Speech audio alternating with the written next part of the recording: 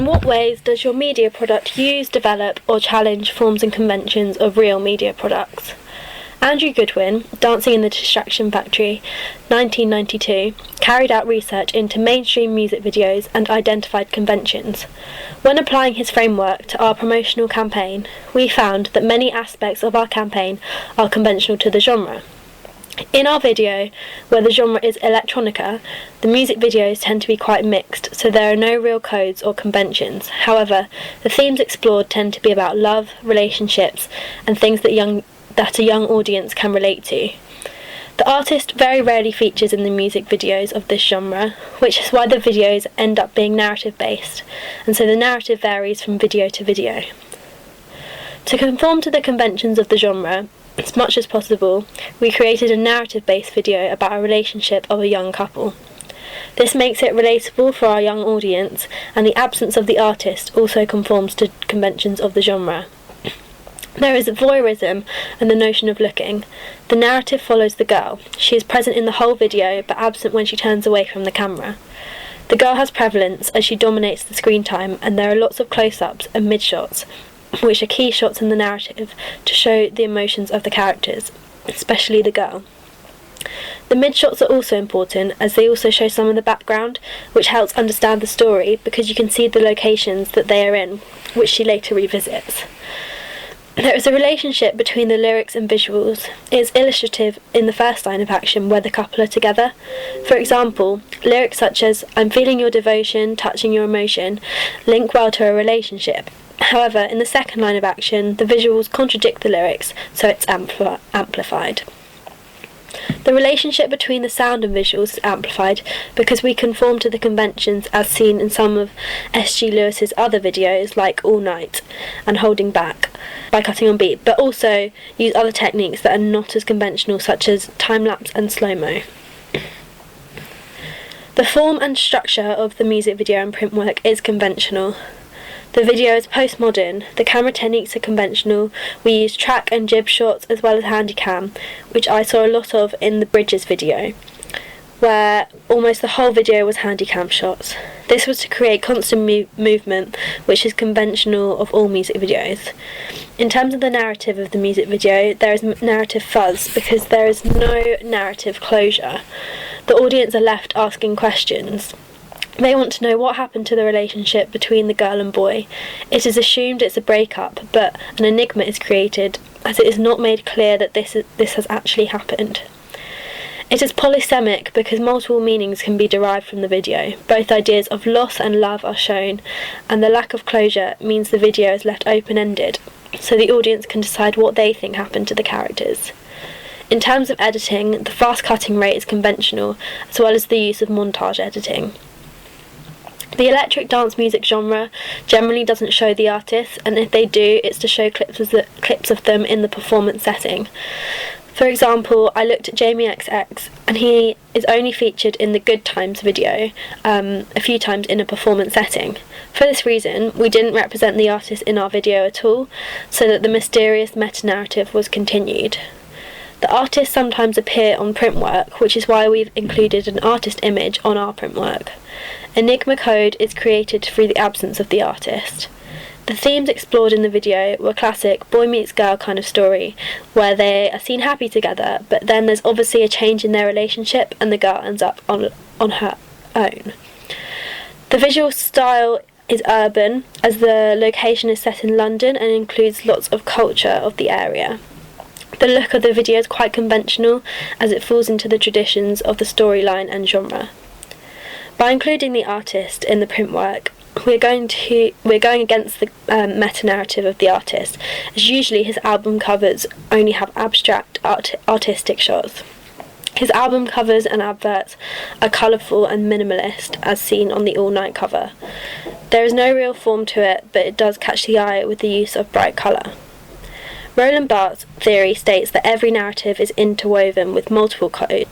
When applying his theory, we encoded some narrative fuzz as an enigma code is created, because the audience don't know why the couple are no longer together.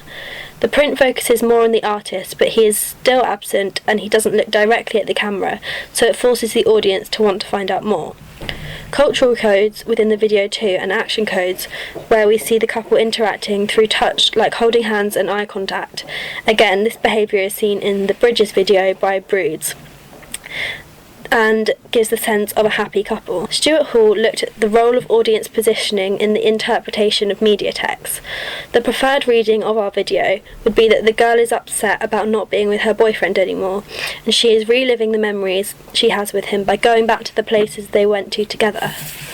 With the print work, the preferred reading would be that the artist appears to be quite artistic, but the audience would probably be mainly intrigued by the artist, as there is only one image of him on the digipack that shows the artist, so it doesn't reveal much about him. The relationship shown between the characters is a conventional heteronormative relationship. There's a binary between being alone and as a collective. This is shown through the use of colour grading, where being alone is portrayed as the less desirable and the collective has a happier feeling.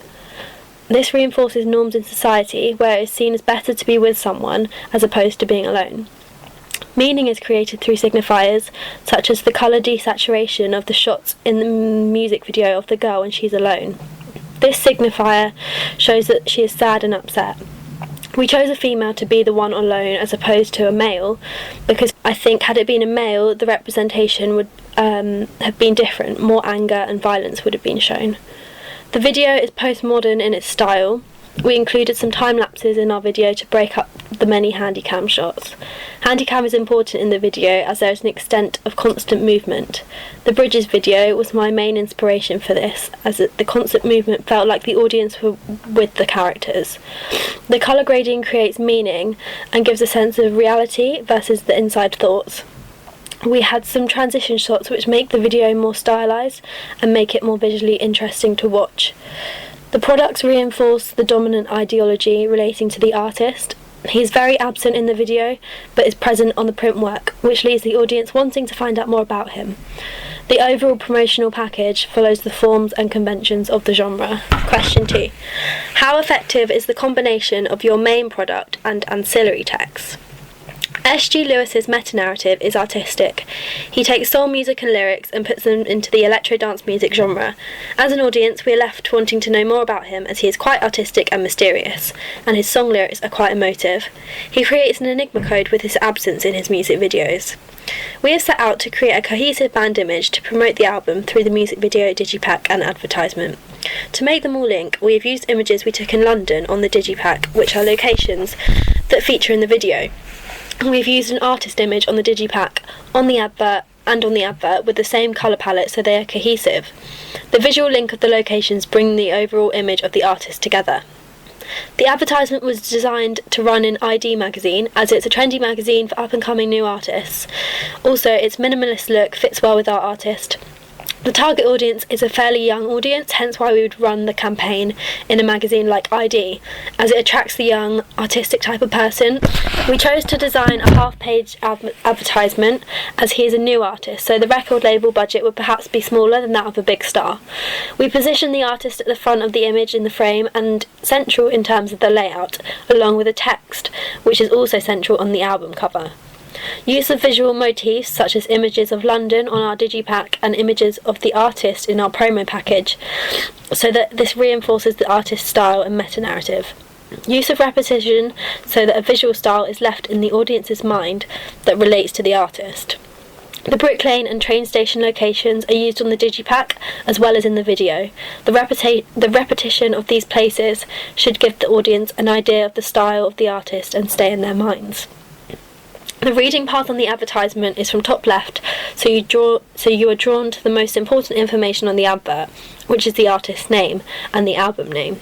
Text on the advert anchors the image of the artist, as it makes it quite clear that it's an image of the artist himself. By using similar typography on the digipack and the advert, it's tying the two together so the package is more cohesive. The typography is plain, simplistic. The font is Arial, but with spacing between, so the letters are spaced out. This is a very minimalist style, which was what I wanted to create, as it looks similar to some of his previous albums and adverts. The text is layered over the image of the artist, which connotes that the image is of the artist himself. This is a convention of digipacks, especially as they often have the artist appear on the front pane of the cover. The digipack also conveys the artistic minimalist look we were going for. The plain simple font against the purple hue on all the images makes it all linked together, and we again achieved quite a minimalist response to fit with this artist. Signifiers such as the photo of London on the back cover links to our video, as we took that picture in our Brick Lane location. And the artist is always absent in his videos, so we have not shown him in the video. He's absent in the videos he makes because in the genre they tend to be narrative based and very rarely show the artist. This absence conforms to the construct of Dyer's theory of the star image. Richard Dyer came up with the idea that the star is a construction and not a real person. He says there are two paradoxes, one being both present and absent, and two being both ordinary and extraordinary. By applying Dyer's critical framework on the construct of a star image to the three aspects of our campaign, it's evident that our artist is more absent than present, and it makes the audience want to know more about him. He comes across very ordinary, but from his musical talent showed throughout the track, we as an audience know that he's also extraordinary. Signifiers such as his normal casual costume in the image of him on the digipack and advert show his ordinary and relatable side, but the fact he is on these prints, we know that he is extraordinary. He's important, and the focus is on him as an artist and a star. The combination of the music video and print work is effective for our promotional campaign. It conforms to the artist's style and follows his conventions of being absent and mysterious, as well as his artistic nature and abstract, minimal look.